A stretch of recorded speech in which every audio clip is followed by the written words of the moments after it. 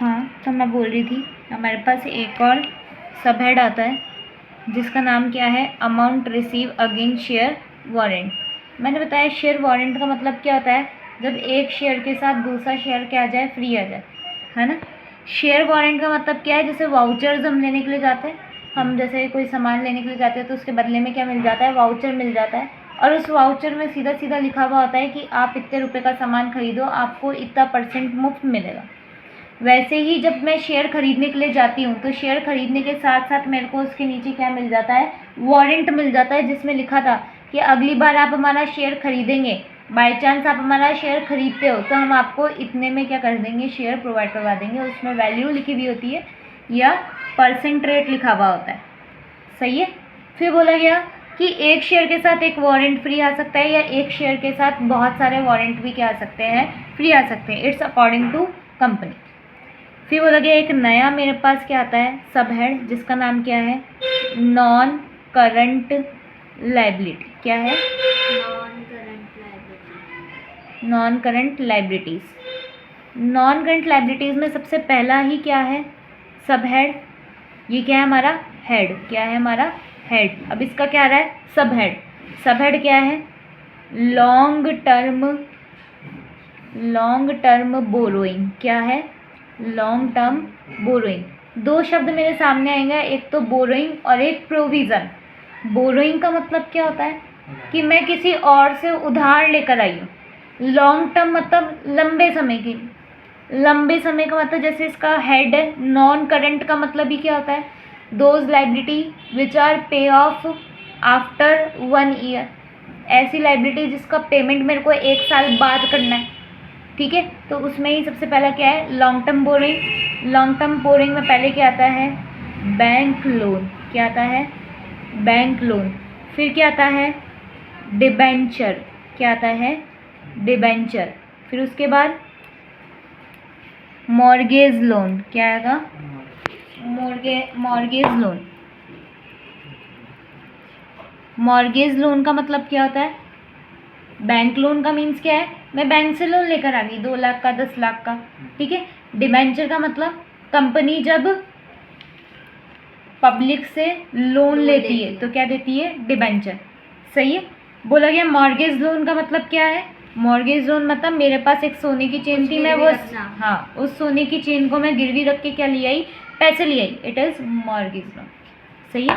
फिर बोला गया क्या आएगा, पब्लिक डिपॉजिट। क्या आएगा, पब्लिक डिपॉजिट। पब्लिक डिपॉजिट भी किसकी जैसे होता है, डिबेंचर की जैसे होता है। आगे आएगा, बस पब्लिक डिपॉजिट याद रखो।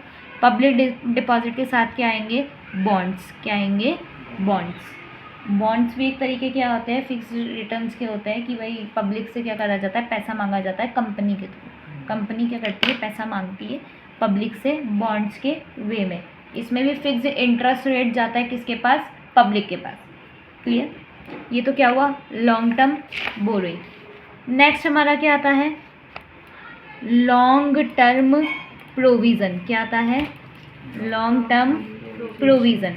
लॉन्ग टर्म प्रोविज़न मतलब मैंने कुछ लंबे समय के लिए क्या बना रखे, प्रोविज़न्स बना रखे। प्रोविज़न मतलब कैसे, मैंने बोला हमारी एनबीसी है, इस एनबीसी में कोई वर्कर काम कर रहा था और वर्कर काम करते करते उसके हाथ क्या हो गया, कट गया, और उसका हाथ कट गया तो एनबीसी को बदले में क्या देना पड़ता है, कंपनसेशन। और कंपनसेशन कुछ ज़्यादा ही बड़ा था, कितना, 5 लाख रुपीज़, 10 लाख रुपीज़। तो वो कंपनसेशन का पेमेंट कैसे करेगा, अचानक से 5 लाख 10 लाख कोई कंपनी तो है ना निकाल के दे देगी। जब वो थोड़ा थोड़ा क्या करती है, इकट्ठा करती है। समझ आए, उसी को किस में डालते हैं हम, लॉन्ग टर्म प्रोविज़न में। तो इसका पहला पार्ट क्या आता है हमारे पास, एम्प्लॉय प्रोविडेंट फंड, कि जो ऐसा फंड जो किसके लिए बनाया गया है, एम्प्लॉयज़ के लिए बनाया गया है। और दूसरा ग्रेच्युटी।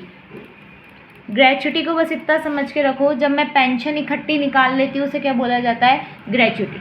पेंशन तो हर महीने आएगी, ग्रेच्युटी आप आधी भी निकाल सकते हो और पूरी भी निकाल सकते हो, ठीक है। फिर इसके बाद क्या आता है, डेफर्ड टैक्स लाइबिलिटी। क्या आता है, डेफर्ड टैक्स लाइबिलिटी।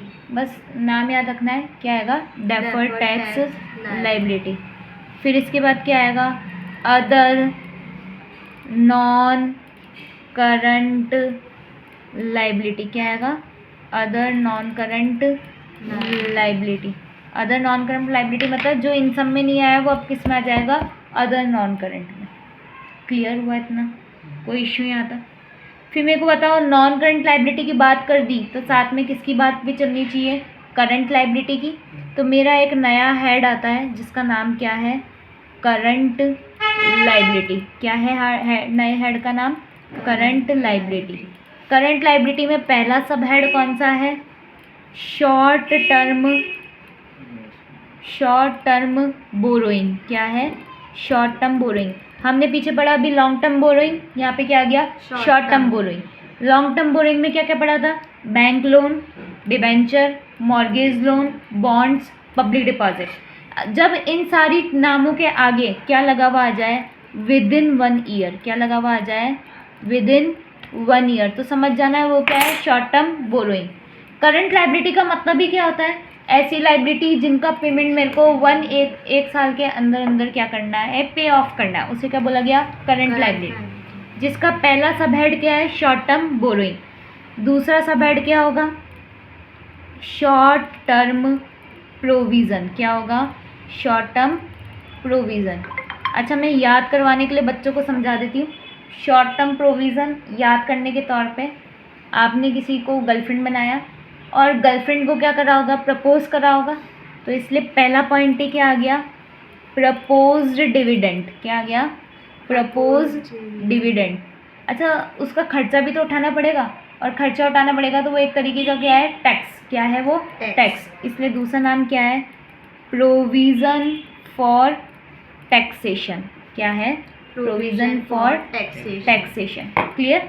2 नाम है, बस इनको याद रखना है। एक तो प्रपोज डिविडेंड और एक प्रोविज़न फॉर टैक्सेशन। किस में आता है? शॉर्ट टर्म प्रोविज़न में। तीसरा सब हेड आता है ट्रेड पेबल। क्या आएगा? Trade payable. इसको भी याद करने की अच्छी टेक्निक है मेरे पास। किस तरीके से? मैं किसी से उधारी में पैसा लेकर आती हूँ तो सामने वाला मेरा क्या बन जाता है? क्रेडिटर। क्या बन जाता है? क्रेडिटर। जितना ज़्यादा क्रेडिटर बढ़ते गए उतना ज़्यादा मेरा ब्लड प्रेशर भी क्या होता गया? बढ़ता गया। और वो ब्लड प्रेशर को क्या बोलते हैं? बीपी। तो इधर क्या आएगा? बीपी। तो इसको क्या बोलते हैं? Bills payable. समझ गए? कोई इशू इसमें? और क्या आता है हमारे पास? एक और हमारे पास अदर होता है, अदर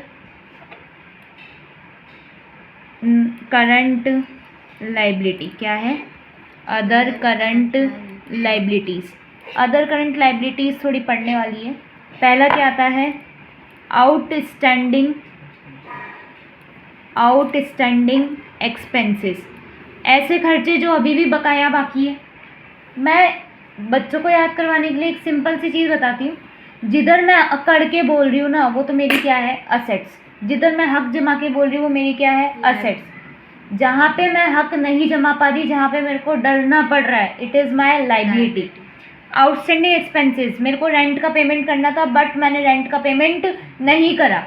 बताओ, मेरे को डर के रहना पड़ेगा, इट इज़ माई लाइबिलिटी। सही है? Outstanding expenses. और क्या हो सकता है बताओ?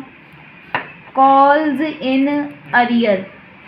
मैंने कोई शेयर खरीदा और शेयर के पैसे नहीं दिए, तो बताओ मेरे को अब कैसे रहना पड़ेगा? डर के रहना पड़ेगा। It is calls in arrear.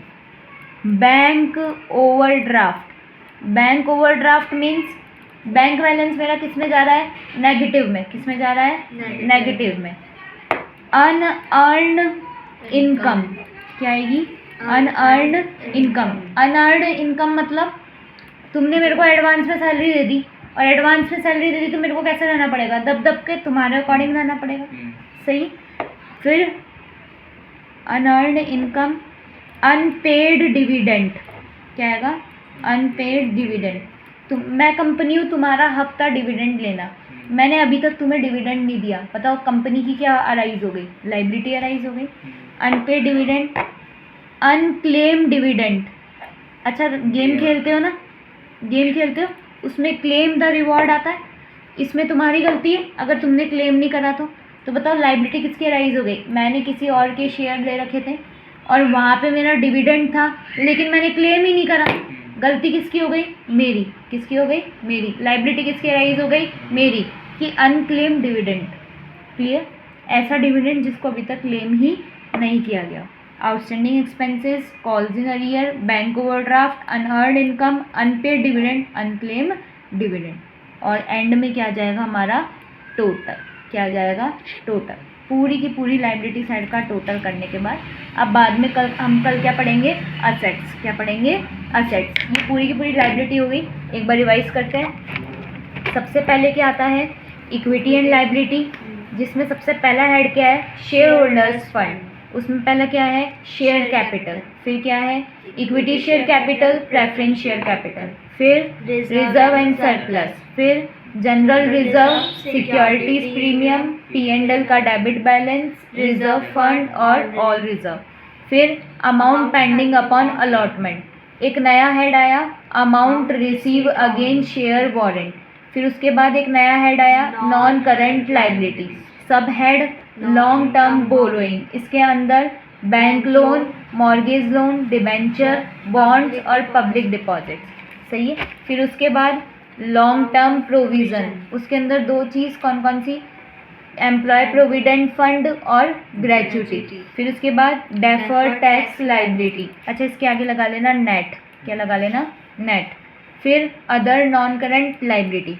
फिर क्या बोला गया? Current liability. करंट लाइबिलिटी में सबसे पहला सब हेड शॉर्ट टर्म बोरोइंग। जिस भी चीज़ के आगे क्या लिखा हुआ जाए विदिन 1 ईयर, वो किस में चल जाएगा? शॉर्ट टर्म बोरोइंग में। फिर बोला शॉर्ट टर्म प्रोविज़न। इसके अंदर क्या क्या चीज़ आती है?